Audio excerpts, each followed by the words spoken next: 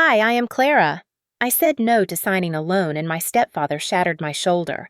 Frank beat me until I could not breathe, and when I begged for help, my own mother looked down the staircase and said, "You brought this on yourself." Blood filled my mouth, my blouse ripped apart, and I was dragged outside like garbage into the freezing October night. That was the moment I realized I had no home. But what happened after made even the judge sit back in shock. The night was colder than usual, the kind that stings your skin no matter how fast you move. My arm dangled useless at my side, every step jarring me with pain. The porch light had gone out behind me, and the street was empty silent except for the hum of a car that passed without slowing. I pressed my good hand against my ribs, trying to hold myself together. I wanted to scream, but what would be the point? No one in that neighborhood had ever stepped in before. 10 hours earlier, I had been just another tired woman at a help desk solving endless problems for strangers, counting the minutes until I could rest. I thought the worst pain in my life was from carrying monitors all day, not from the man who lived under the same roof. I thought a quiet dinner would be enough. Instead, I came home to a trap. Frank sat in his chair with papers spread across the table, a pen in his hand like it was a weapon. He told me I had the credit, he had the plan, and together we would fix everything. I told him no, I did not want to sign. Silence filled the room heavy enough to crush me. His eyes narrowed and he stood the bottle tipping from his hand. "You ungrateful girl," he spat. My heart hammered, but I stood my ground. All I said was I am not signing. That was enough. The bottle smashed against the wall behind me, and then he was on me, his elbow crashing into my jaw. My vision burst with stars, my body slammed against the wall. Pain ripped through my shoulder as it popped out of place. I screamed for my mother. She appeared at the top of the stairs, arms crossed, face blank, voice colder than the night outside. "You brought this on yourself." She turned and left me there. Something inside me shattered harder than my bones. Frank dragged me to the door, threw my backpack into the yard, and shouted for me to go live on the street. The door slammed, and the porch light clicked off. Alone shaking, I stumbled into the dark, clutching my broken body. I had no phone, no money, no one, except one name that kept pounding in my head. Michael. I had not seen him in years, but he was the only person who might still open the door. The street felt endless that night, and every shadow pressed closer, but somehow I made it to a bus stop where I collapsed against the cold metal bench. I could not sit straight because every breath made my ribs ache, and the weight of my shoulder pulled me sideways. The October wind cut through the torn fabric of my blouse, and I shivered so violently, my teeth knocked together. I had nothing but the old backpack Frank threw after me. Inside were scraps of my past notebooks from school, a few clothes, nothing that could protect me. I sat there until the streetlights flickered off one by one with the dawn. I kept replaying the words in my head, "You brought this on yourself," hearing them in my mother's calm voice, colder than Frank's fists. For 30 years, I had tried to believe I was part of a family, that if I kept my head down, if I worked hard, if I gave more than I received, then one day they would see me as worthy. But it was never enough. My earliest memories were filled with Frank shouting, bottles clinking, doors slamming. He had come into our lives when I was barely 10. I remember how quickly he claimed the house, his boots always by the door, his voice filling every corner, and how my mother bent herself to his moods. At first, I thought she was keeping peace. Later, I realized she was keeping him. Over the years, I became a target. If bills piled up, it was my fault. If dinner burned, it was my fault. If he lost another job somehow, it was me. And every time I tried to push back, Mom silenced me with a look. I grew up quiet working jobs since I was 15, stacking shelves, cleaning offices, eventually landing a place in IT help desk. It was not glamorous, but it paid rent. I thought that if I could show them I was independent, they would leave me alone. Yet every holiday, every family gathering turned into another plea for money or a signature. Frank saw my decent credit as a weapon to be used. I had refused before, but never as firmly as that night. I thought my no would be enough, that he might shout and then sulk, but not this. When his fists came down, it felt like he had been waiting years for the excuse. The betrayal was not only in his blows, but in the silence of the woman who gave me life. Linda stood at the top of the stairs, unmoved, as if she had rehearsed those words for years. I think in that moment I lost her for good. The image of her face burned into me more than the bruises. All day at work, I had been exhausted but proud that I had made it through. 10 hours of calls, angry customers, broken equipment, and still I managed. I had thought of cooking something simple when I got home, maybe warming leftover soup, resting my sore muscles, watching a quiet show. Instead, I walked into an ambush. The smell of fried food and beer told me Frank had been drinking since noon. The stack of papers on the table bank, notices refinance forms, told me exactly why he was waiting. When he shoved that pen toward me, I knew it was not a request, it was a demand. I tried to sidestep, tried to delay, asked if it could wait until after dinner, but he turned like a snake, ready to strike. My refusal was the spark. What followed was a storm that left me bleeding on the sidewalk. That is the picture I want you to see. A grown woman working, paying her own bills, thrown into the street like garbage because she would not sacrifice her future for a man who had never lifted a hand to build her one. The cold morning light made my cut sting and my shoulder throb. Passing cars splashed puddles onto my shoes. I kept walking with one thought. I could not go back. I had no family in that house anymore. The only name that gave me a thread of hope was Michael, my half-brother. We had not spoken in years after he left to escape Frank and my mother's silence. He had chosen his distance and I had chosen to stay, but maybe now he was my only chance. With every step, I wondered if he would even open the door. By the time I reached Michael's street, the sky had turned a flat gray and my legs shook so badly I nearly collapsed at the curb.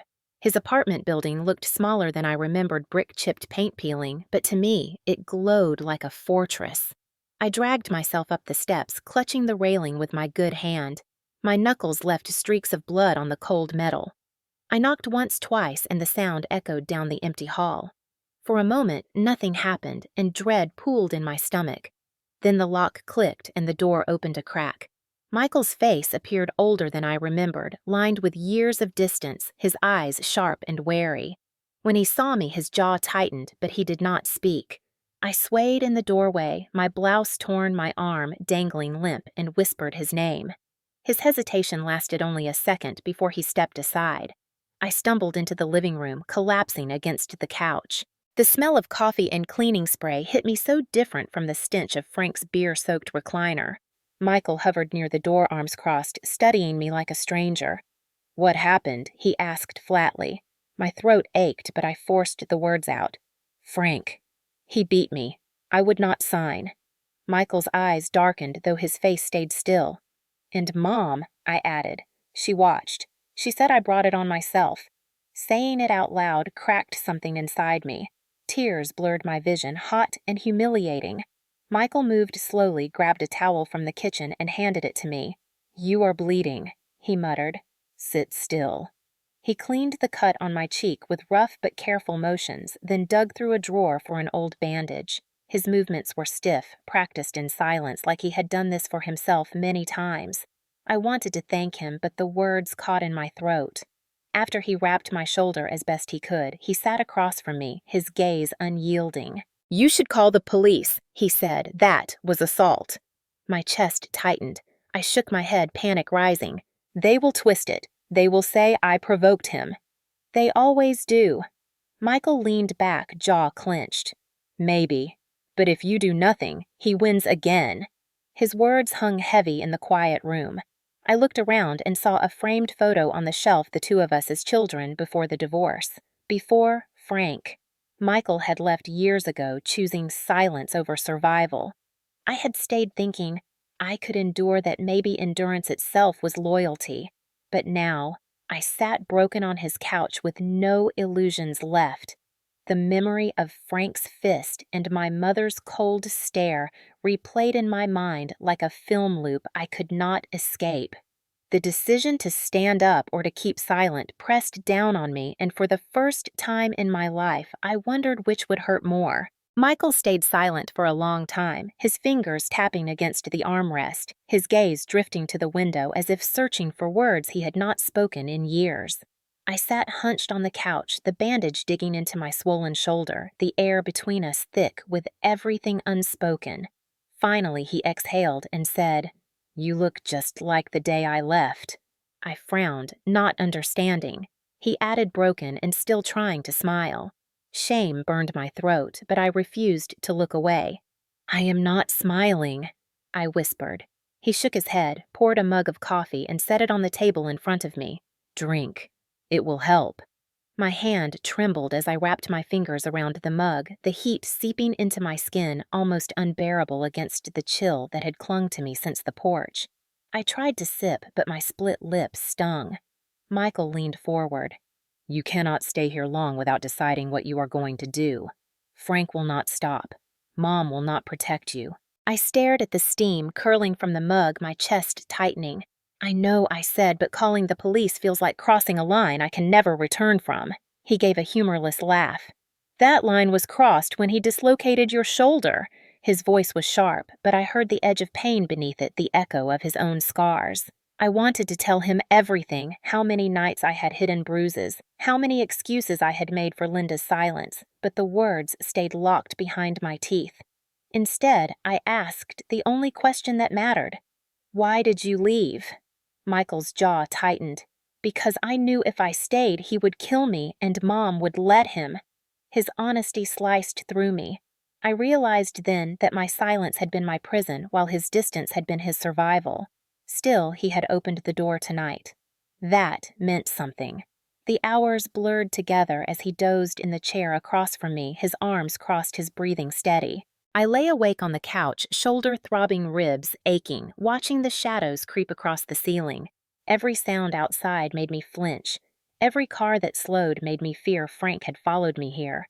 Dawn broke pale and quiet, spilling across the floorboards. I sat up slowly, wincing, clutching my arm. Michael stirred, rubbed his eyes, and muttered, "We should go to the bank today." My stomach dropped. "Why?" He looked at me evenly. "Because if Frank is pressuring you to sign, he has probably already used your name. If you do not check now, you might be buried before you know it." His certainty terrified me more than the beating.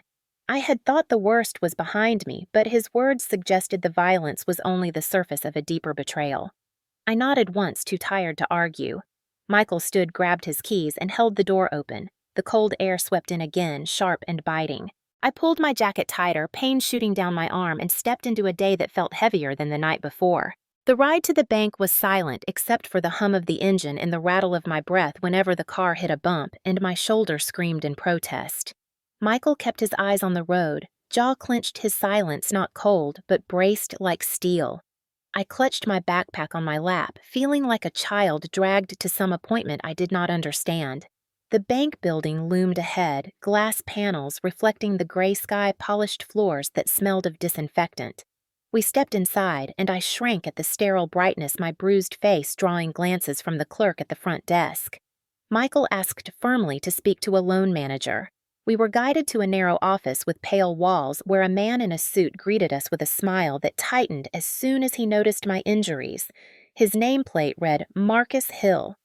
"What can I do for you?" he asked. Michael leaned forward, steady voice. "My sister believes her name has been used without her consent on loan documents." Marcus blinked, then excused himself. He returned minutes later with a thick folder, its weight thudding onto the desk. My stomach turned as he slid it toward me. I opened it, page after page of numbers, contracts, addresses, and then I saw it, my name printed in bold signature scrawled in blue ink. My breath caught. "That is not mine," I whispered. Marcus leaned closer, comparing it to the signature on my ID. His brow furrowed.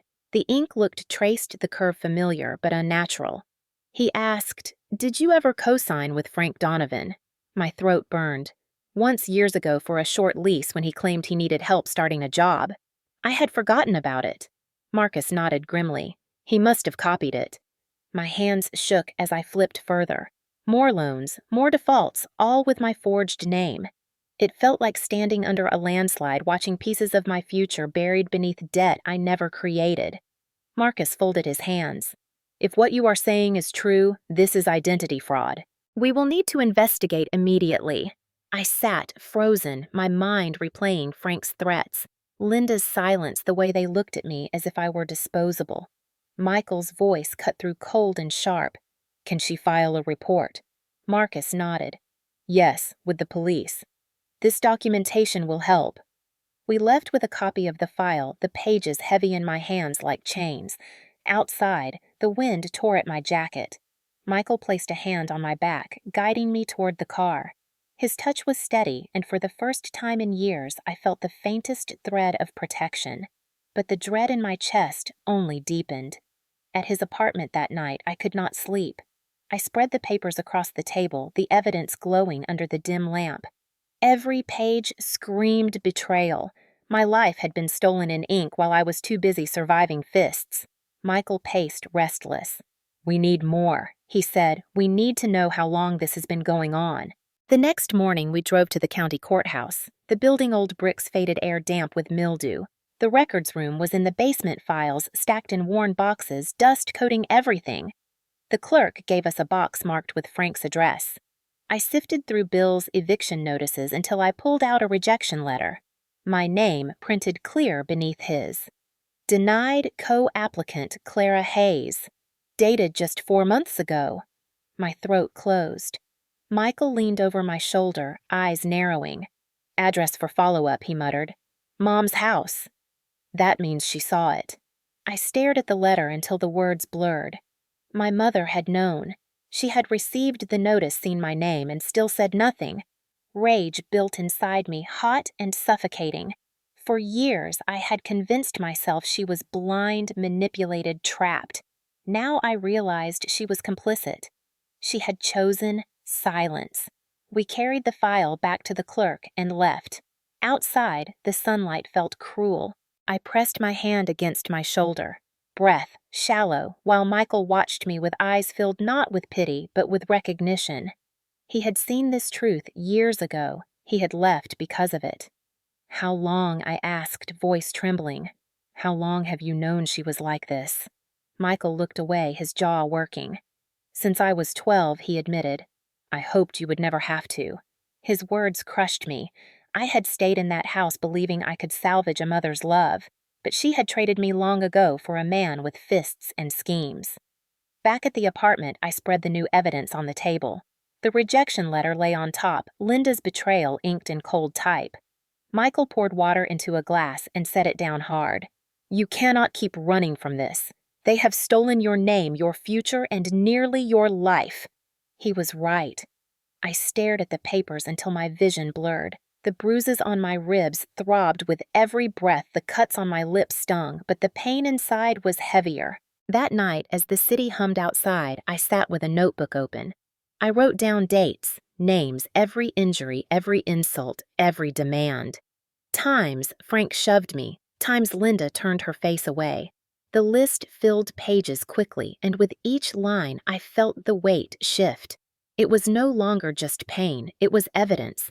It was truth in my own hand. Around midnight, my phone buzzed. A message from an unknown number. You think the cops will save you. Family loyalty is forever. My heart pounded as I read it again. Attached was a photo. Michael's truck parked outside, all 4 tires slashed. I showed it to him and his face hardened. He did not speak, only grabbed his phone to call the police. The officer who arrived took one look at the evidence spread on the table and the message on my phone and shook his head. They are escalating, he said. This is intimidation, maybe even attempted extortion. We will file it. He left, but his words stayed. Escalating. I lay awake listening to every creak in the building, convinced Frank was outside.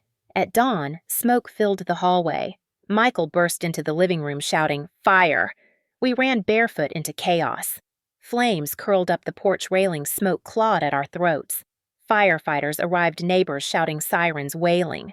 We watched from the curb as water doused the flames. A police officer came over after flipping through a notepad. No cameras, no witnesses, but given your prior report and this fire, we are classifying it as attempted arson with intent to harm. His words chilled me more than the fire. Whoever did this wanted to destroy me, not just scare me. By afternoon, detectives advised us to relocate to a safe shelter. We packed quickly, leaving behind the apartment. The new place was gray windowless but safe. Still, I could not rest. Every night I wrote more in my notebook cataloging threats, bills, bruises. I began to see it as a weapon, my shield of truth. Yet deep inside, I knew this was only the beginning. Frank would not stop. Linda would not stop. Not until I stood in front of them and said enough. The shelter walls felt like a cage, gray cinder blocks humming with fluorescent lights. But at least here I could breathe without smelling smoke or beer. Michael paced constantly, restless energy coiled tight, while I sat at the small table with my notebook open, pages filled with names, dates, injuries, threats. The more I wrote, the more I saw a pattern. Not random cruelty, but a cycle of control sharpened over years. Every debt Frank created became a noose. Every silence from Linda tightened it. I realized they had planned to bleed me until I had nothing left, then discard me as they already tried to do. But what burned me most was Linda's complicity. She had received that rejection letter, she had watched me crawl from beatings, and still, she whispered, I brought it on myself. The fire had made everything clear. They were not just destroying my credit or my body, they were erasing me. One evening, as the sun bled orange through the narrow window, Michael dropped a folder onto the table. Inside were photos he had taken years ago, bruises on his arms, welts across his back, police reports he had never filed. He looked at me and said, This is what I carried when I left. I thought distance was enough. But I was wrong. His voice cracked, and for the first time I saw not only my brother, but a boy who had survived the same nightmare. I reached across the table, hand trembling, and said, We cannot run anymore. We have to end it. That night, we began to plan. Michael contacted a lawyer he knew from work, a man named Harris, who agreed to meet discreetly. Harris listened as we laid out the evidence: forged loans, threats, arson, violence. His eyes narrowed as he flipped through the files. This is enough for a civil case and a criminal one, he said. But you must be ready for the storm. Frank will fight and your mother may side with him in court. His warning stung, but I nodded. I was already living in the storm. Days passed as we gathered more.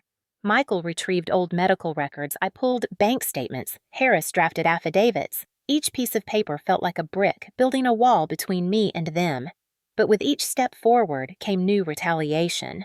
One night, a brick crashed through the shelter window glass, scattering across the floor.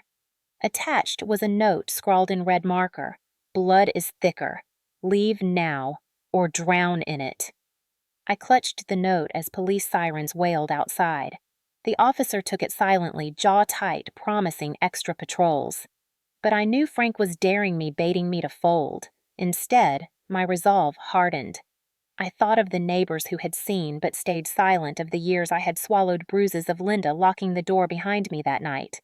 My rage became fuel. When Harris filed the case officially summoning Frank and Linda to court, it felt like lighting a fuse. Michael looked at me steady eyes and said, Once this starts, there is no going back. I met his gaze and answered, Good, because I am not going back. That night, I could not sleep. I replayed every blow, every betrayal, every time I told myself tomorrow would be better if I just endured. Now tomorrow would not be endured, it would be fought. The escalation had reached its peak. The battle was no longer hidden in hallways or bank forms. It was moving into the light of a courtroom where silence would shatter and truth would stand. The courthouse smelled of polished wood and old paper, its tall ceilings echoing every shuffle of shoes. My chest tightened as Michael and I walked through the metal detectors, my bruises fading, but the ache still deep in my bones. Harris met us in the lobby, his briefcase heavy with files, his expression calm but sharp. He placed a hand on my shoulder, careful of the injury, and said, Today is the day they finally have to face what they did. His words steadied me, though my stomach churned. We entered the courtroom, the air thick with anticipation. Frank sat at the defense table, his bulk filling the chair, his eyes darting between me and the judge, as if calculating how far his fists could reach. Beside him sat Linda, dressed neatly in a blouse I remembered from holidays, her hair pinned back, her expression cold. She did not look at me once. Instead, she folded her hands, staring at the table, as if this was a chore, not her daughter's life on display. The judge, a woman with stern eyes named Judge Reynolds, called the room to order.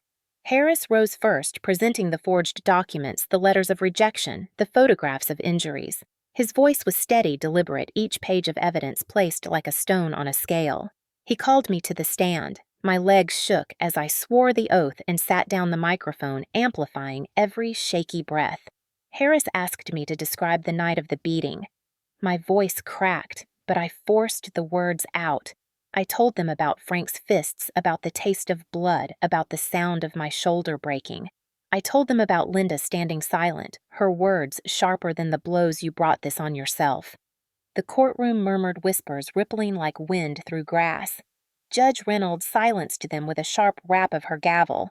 Then Harris handed me the folder of bank records. I explained how my name had been forged, how debt piled under my identity while I was trapped at home under constant surveillance. Each detail was like peeling back my skin, exposing raw nerve. My vision blurred, but I refused to look away from Linda. At last, Harris said, "No further questions." The defense attorney, a slick man with a silver tie, approached. His tone was smooth, almost pitying. "Miss Hayes, isn't it true you once co-signed willingly for Mr. Donovan?" "Yes," I whispered once. "Then perhaps you consented more than once and simply forgot." My chest burned. "No," I said firmly. He leaned closer. "And as for the injuries, could it not be possible you fell or provoked an argument?" The words struck like another blow. I clenched my fists, steadying my breath. "No. He hit me. He forged my name. He burned my brother's home." The attorney smirked, turning to Linda. "Mrs. Donovan," he called. My mother rose her heels, clicking softly against the floor. When asked if she had witnessed Frank strike me, she shook her head. "No," she said calmly. "Clara often exaggerates. She falls easily, she invites conflict." My heart dropped. Hearing her voice twist reality gutted me more than any fist. I stared at her, searching for even a flicker of guilt, but she kept her gaze cool. Harris rose quickly, holding up the rejection letter addressed to Linda's home. "Mrs. Donovan, can you explain why your daughter's name is here if she never applied for this loan?" Linda faltered, her eyes flicking to Frank. The courtroom leaned forward. Harris pressed. "Did you know your husband forged her signature?" Silence hung thick. Finally, Linda muttered, "I did not want to get involved." Her words cracked the room wide open. Judge Reynolds leaned forward, her voice sharp. "Mrs. Donovan, you had legal notice. Your daughter's name was used without consent, and you chose not to report it." Linda shifted, sweat glistening on her brow. I thought family matters should stay in the family." The judge's expression hardened. "Family matters do not excuse fraud or violence." The words struck like a bell. In that moment, I felt the scales tilt. The truth had pierced the courtroom, undeniable. Frank slammed his fist on the table, shouting, "This is all lies!"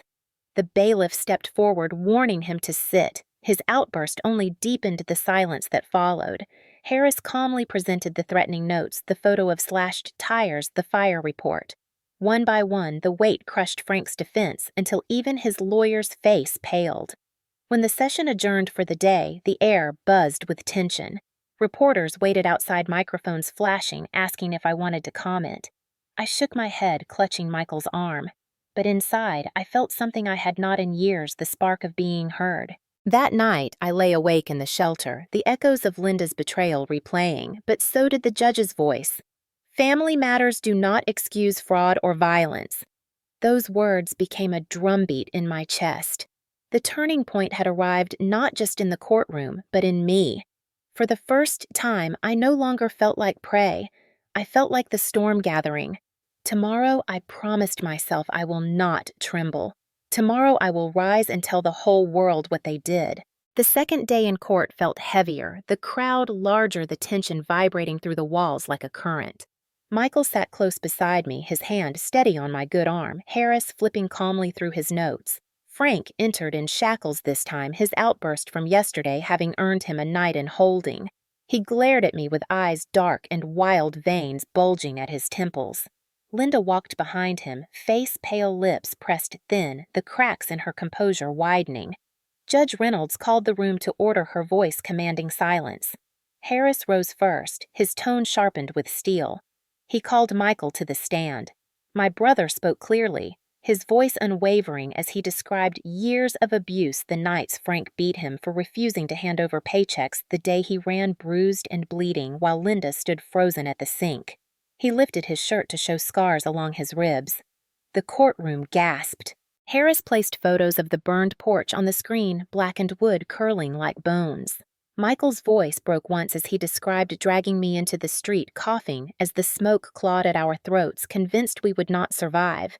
He composed himself quickly, eyes locked on Frank, unflinching. When Harris asked if he believed Frank was responsible, Michael said, "Yes, because Frank told me once that fire erases problems better than fists." The jury shifted, whispers rising before the judge silenced them. Then came the moment I had dreaded. Frank demanded to testify. Against his attorney's advice, he strode to the stand, shackles rattling. His voice boomed, claiming he was the victim that Michael and I conspired to ruin him. He pointed at me, spittle flying, shouting, "She is weak. She always was. She asked for money. She begged for help, and when I gave her what she wanted, she betrayed me." His lies twisted the air, but I did not shrink. Harris calmly asked, "Then how do you explain her signature on loans she never saw?" Frank sneered, "Because she is stupid. She left papers lying around. Anyone could sign like that." Judge Reynolds cut in, voice sharp, "Mr. Donovan, you are admitting to forging her name." Frank froze, mouth opening and closing, realizing too late what he had confessed. The jury's eyes widened pins, scratching furiously. His lawyer buried his face in his hands. Harris pressed no further.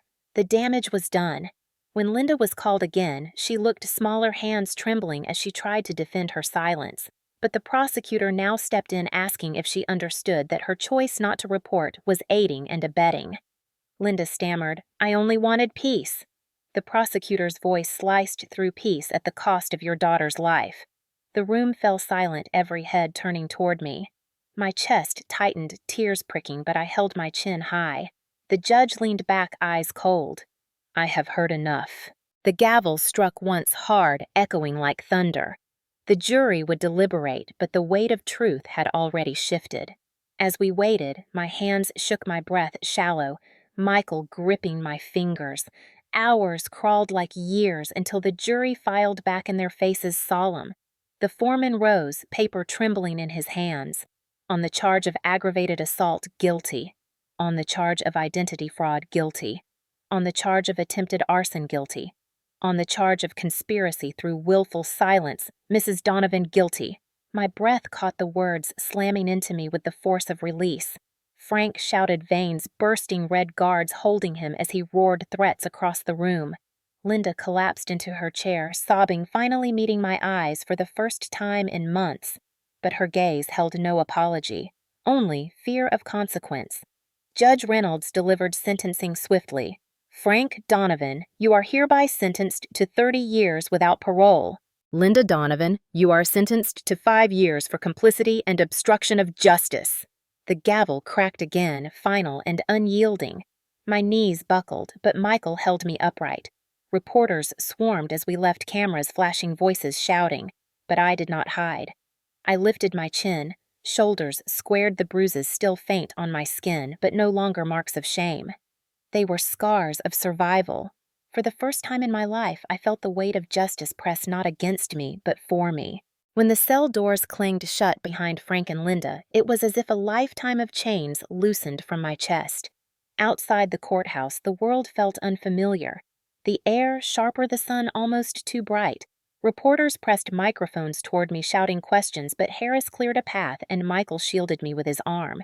For the first time, I did not feel like prey being hunted. I felt like someone who had endured fire and stepped out whole. Back at the shelter, I sat by the narrow window and watched the city lights blink against the night sky.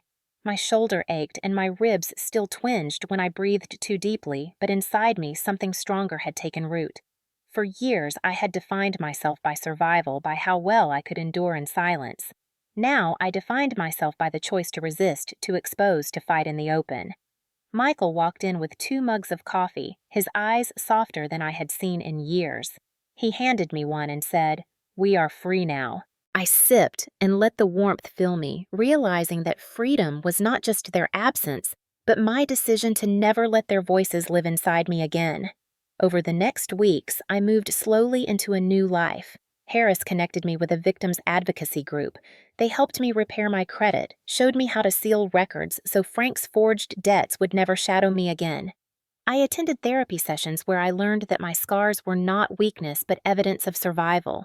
Each time I spoke aloud what had been done, the weight lifted, replaced by a fire that no one could extinguish. Michael and I grew closer, rebuilding a bond long fractured by fear.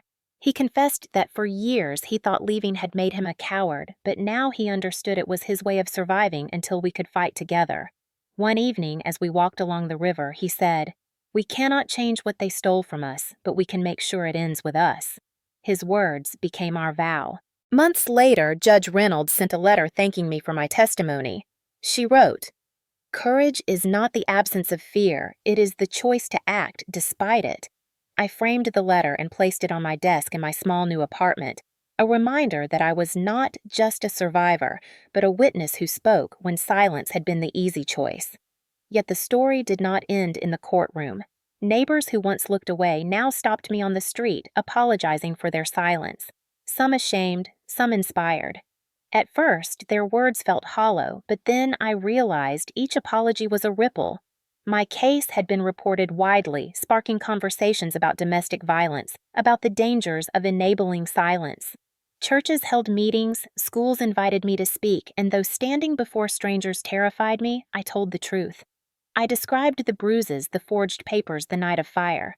I saw older women in the audience weeping quietly, men staring at the floor, and young people leaning forward listening as if hearing their own futures rewritten. I realized then that revenge was not the courtroom sentence, though, that mattered. Revenge was reclaiming my voice, turning my scars into warnings that might save another girl from believing endurance was loyalty. On the anniversary of the trial, Michael and I returned to the courthouse steps. The building loomed heavy but no longer oppressive. I placed a single white flower on the stone and whispered, "I am not afraid anymore." Michael stood beside me, his hand steady on mine. We walked away together, the city buzzing around us free in a way we had never been. Frank would spend his life behind bars, Linda would face her years in confinement, and I would spend mine in the light scarred but unbroken. Justice had not erased the past, but it had carved a path forward, one where silence no longer chained me. My story had become more than survival. It had become a testament that even in the darkest family, even under the cruelest fists, truth can rise. Voices can break through, and broken daughters can stand taller than those who tried to bury them. In the months that followed the sentencing, life began to take on a rhythm that felt almost foreign.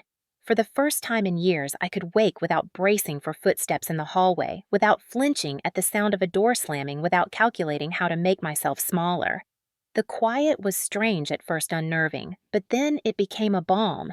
Each morning, I would sit by the window of my apartment, a modest place with peeling paint and creaky floors, and sip coffee while the sun spilled over the rooftops. That sunlight became a symbol proof that nights of fire and fists had not consumed me. I spent long hours reflecting, writing in journals that filled quickly with memories I had once buried. At first, it hurt to revisit them, each page dredging up screams, insults, broken glass, and silence that had once felt endless. But the more I wrote, the more I noticed a pattern. For years, I had believed survival was about enduring, but true survival came from the moment I refused to endure any longer. That realization shifted something inside me. Michael visited often, and our conversations deepened into truths we had never dared share. He confessed he once considered ending his life to escape Frank's control. I admitted I had often wondered if my mother ever loved me at all. We wept together, but also laughed, realizing that though we had been forged in the same fire, we had emerged alive, still capable of joy. Slowly, we began to heal together. Community invitations kept arriving. I was asked to speak at shelters, at schools, at churches. Standing before strangers, my hands would tremble, my throat tighten, but then I would remember the girl crawling on the porch that night, begging for someone to see her. And I would speak. I told them that silence is not loyalty, that forgiveness without accountability is just surrender, that family does not excuse cruelty. Faces in the crowd would shift, some nodding, some crying, some whispering. Afterward, women and men would approach me, voices shaking as they said, "Your story is my story." They carried bruises under sleeves, debts they never signed for words that cut deeper than fists. I realized then my pain had become more than my own. It had become a lantern lighting a path for others. That was the true aftermath, not just freedom from Frank and Linda, but the transformation of their violence into my weapon of truth.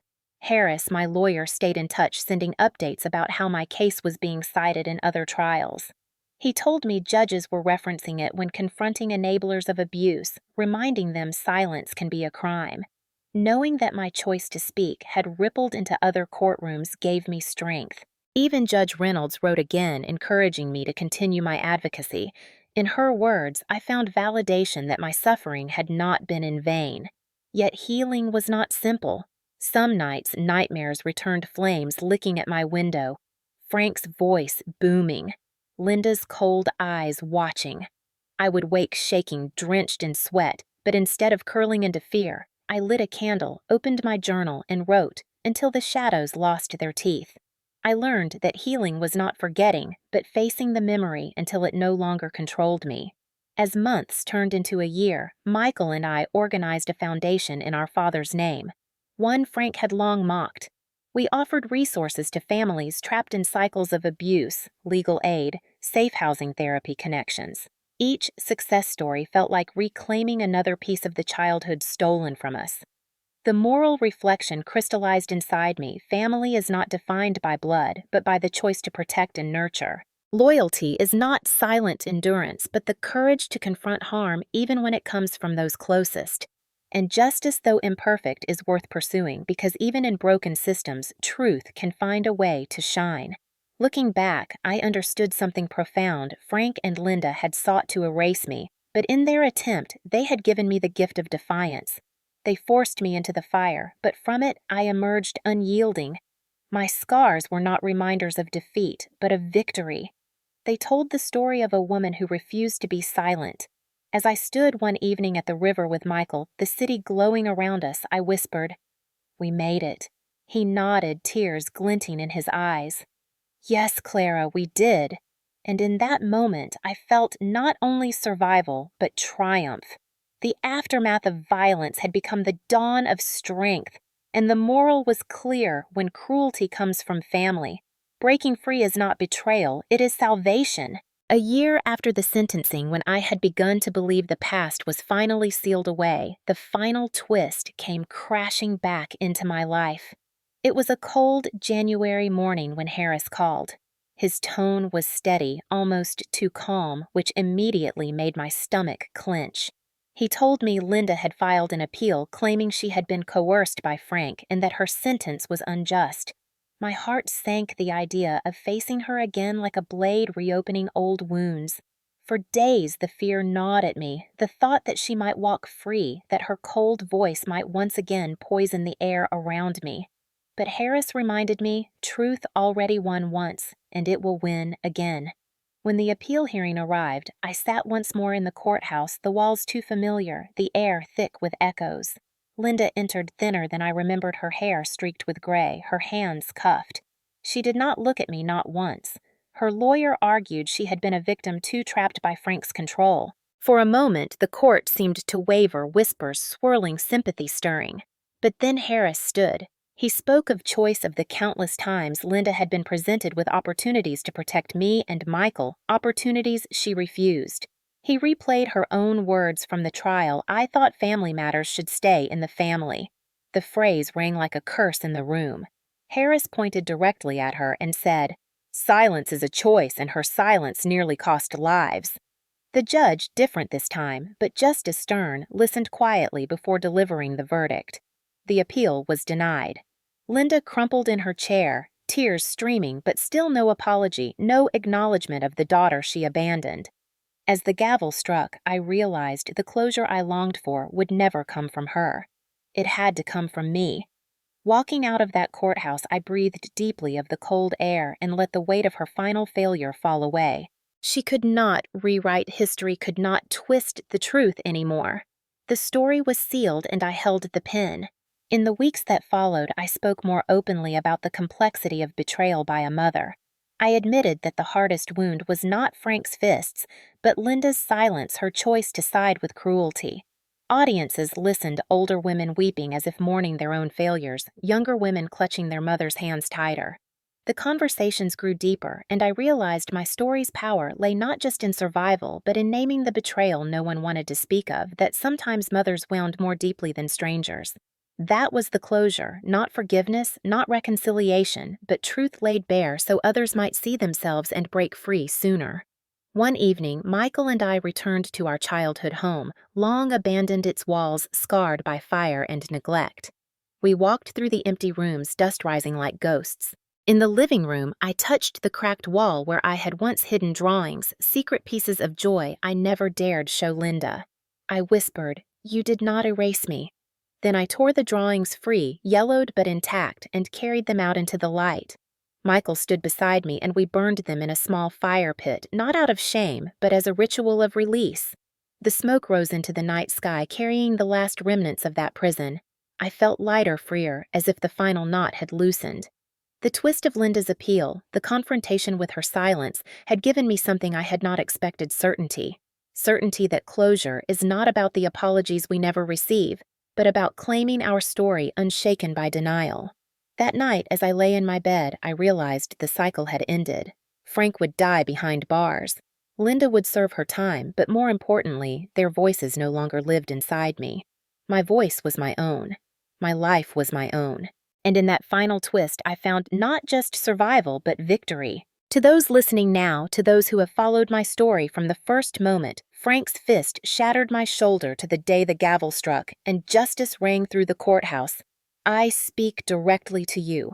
Maybe you are sitting in silence the way I once did, convincing yourself that bruises fade, that forged signatures can be hidden, that if you just stay quiet long enough, peace will return. Maybe you tell yourself family must be endured, no matter the cost. I believed that too, and it nearly killed me. What I learned is this: silence is not love, and endurance is not loyalty. Abuse thrives in the shadows, in the whispered excuses and locked doors. But truth, once spoken, has the power to topple even the strongest fists and the coldest silences. I am not extraordinary. I am not braver or stronger than anyone listening now. I am simply someone who reached a breaking point and chose to speak when silence had nearly buried me. And because I spoke, others stood with me: my brother, my lawyer, even the judge who refused to look away.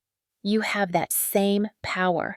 If you are trapped, know this: you are not alone, even if your own family turns against you. There are shelters, advocates, strangers who will listen, people who will believe you.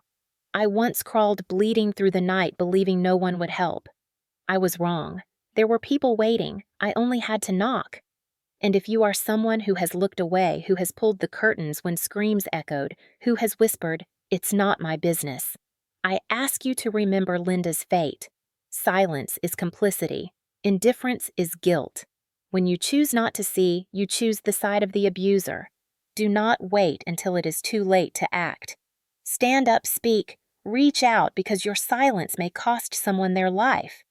Today, I live in a small apartment filled with light. My scars remain etched into my skin and memory, but I carry them not as shame, but as armor. I speak at schools and shelters, and each time a survivor comes to me afterward, tears in their eyes, whispering, "You told my story." I know the cycle is breaking. That is my victory. Not Frank behind bars, not Linda serving her time, but the ripples of truth spreading outward. If one person finds the courage to speak because they heard my words, then every bruise, every night of terror becomes transformed into purpose. My closing moral is simple and clear. Family does not excuse violence. Silence does not equal loyalty, and survival is not the end, but the beginning of a louder, freer life. If you are listening, let my story be your lantern. Do not wait for fists to break bones or flames to lick at your door. Choose now. Speak now. Save yourself or someone else before the silence becomes permanent. Because the greatest revenge is not what happens in the courtroom, not the sentence or the handcuffs. The greatest revenge is living free, standing tall, and turning pain into power. That is what I have done. That is what you can do. And that is how the story ends. Not with me broken, but with me unshakable. A survivor who turned victimhood into victory and silence into a voice that will never be silenced again.